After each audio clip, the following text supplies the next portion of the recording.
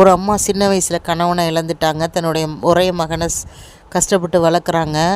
அந்த பையன் நான் ஸ்போர்ட்ஸில் கலந்துக்கிறேங்கிறான். ஸ்கூலில் படிக்கும்போது அதெல்லாம் கிடையாது, படி அப்படின்னு அவனை அப்படியே பட்டு ஸ்ட்ரிக்டாக வளர்த்துட்றாங்க. நான் இன்ஜினியரிங் படிக்கிறேங்கிறான். நீ டாக்டருக்கு தான் படிக்கிறேன்னு படிக்க வச்சிட்றாங்க. நான் கூட படிக்கிற பொண்ணை லவ் பண்ணுறேங்கிறான். அதெல்லாம் கிடையாது, உனக்கு ஹவுஸ் ஒய்ஃப் தான் அப்படின்னு இந்த அம்மா கல்யாணம் பண்ணி வச்சிருது.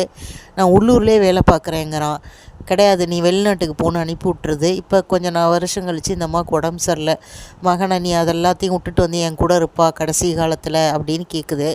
அதெல்லாம் நான் வரமாட்டேம்மா, பெரிய சாம்ராஜ்யத்தை உருவாக்கிட்டேன். நீ வந்து என்னைய ஒரு மரம் மாதிரி நீ என்னை வளர்த்துருந்தீன்னா நானாக என் இஷ்டத்துக்கு இலைகளை பரப்பி இலைகளை உருவாக்கி உனக்கு நிழல் தந்திருப்பேன். செடி வளர வளர எப்படி கத்திரிக்கோளால் வெட்டி வளர்க்குற போன்சாய் மரம் மாதிரி என்னை நீ வளர்த்துட்ட. அதனால் நான் வந்து இது மாதிரி தான் இனிமேல் இருக்க முடியும், நான் வர முடியாதுன்னு சொல்லிடுறாரு. அந்த அம்மா திகஞ்சு போயிடுறாங்க. மற்றவங்களோட விருப்பத்துக்கு முக்கியத்துவம் கொடுக்கணும் ஃப்ரெண்ட்ஸ். சப்ஸ்கிரைப்.